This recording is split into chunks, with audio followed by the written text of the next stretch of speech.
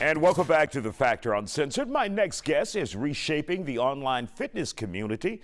Jessamyn Stanley is one of the most visible creators out there, an influencer, and she's not afraid to embrace what makes her stand out. And joining us on The Factor Uncensored tonight is Jessamyn Stanley, who is an influencer on social media and an author as well. Glad to have you on The Factor Uncensored. Thank you so much for having me, Isaiah. And you put out positive energy for those who may be plus size. And the question I had with my producer, it said in your title, anti-fat bias. And I said, can we say the F word? Totally. Is that okay? So that's really why I use it, truly, because fat has become it's become a word of, where people think of it as a negative. It means like that you're stupid or dumb or that you're not a good person. And that's not what it means at all. Fat just means that you're large, literally. It doesn't mean anything more than that. And so what happens whenever we examine that is that we see the ways that a belief that fat identity means something about who you are as a person, that it has a really negative impact on our society. It has a negative impact on how we all see each other and the way that we connect with one another. And so how do you get individuals to accept that definition instead of feeling bad if someone calls them fat? So I think that is really the crux of why we use the word fat, why we don't say curvy or plus size or anything like that.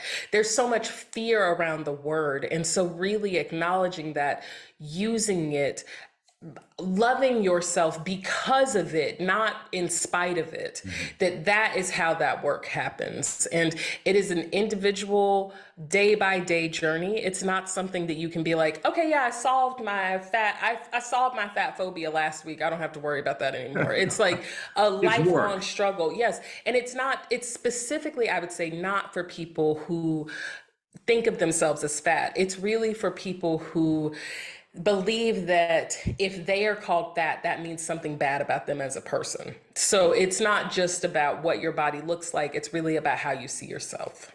And you have been able to develop thick skin dealing with individuals out there because you've had the president, you've had Piers Morgan, not just nationally, internationally attacking you, and here you still stand today. Yeah, I think that trolling in general is the result of insecurity and sadness. And I think that anytime that I've seen people say negative things about another human being, all I can really hear is how sad that person is. And that's what I feel when I was being trolled by Donald Trump Jr. and Piers Morgan, all I can hear is that they are very sad and that they feel unhappy.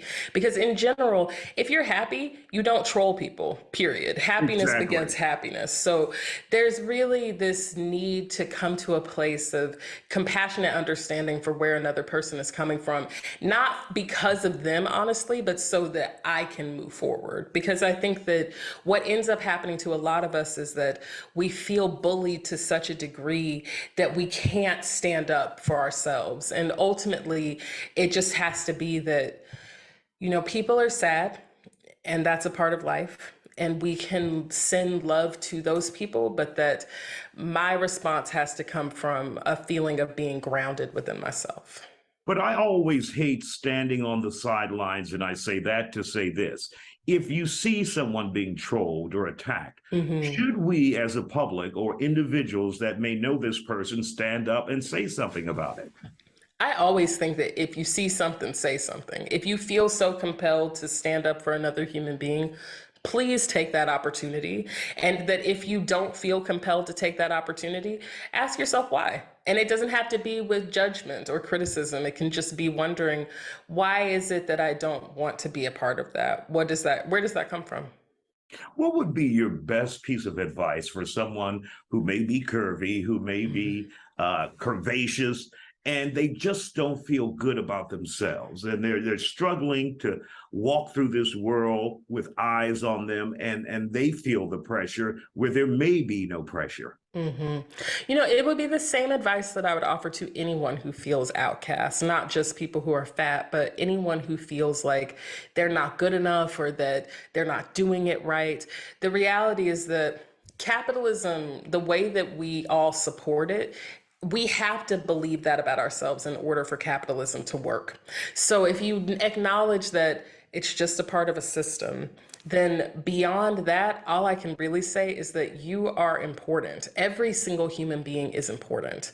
That we have come to this place as humans of thinking that we're all supposed to be carbon copies of one another, and we're just not. The reality is that we're all different, and we're supposed to be. And wouldn't And that so be if great? you, exactly, and if you are fat and you don't see yourself represented and you feel ashamed every time you wake up and you're ashamed to walk down the street, know that you have this opportunity in this life to live your best life today. It has nothing to do with what you look like. Wonderful advice. For those who would like to follow you on social media, where can they find you?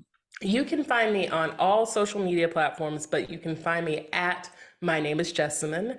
And if you're looking for my books or for my yoga studio, The Underbelly, you can find everything at jessamynstanley.com. Got a lot going on. Thank you for joining us here on The Factor Uncensored tonight.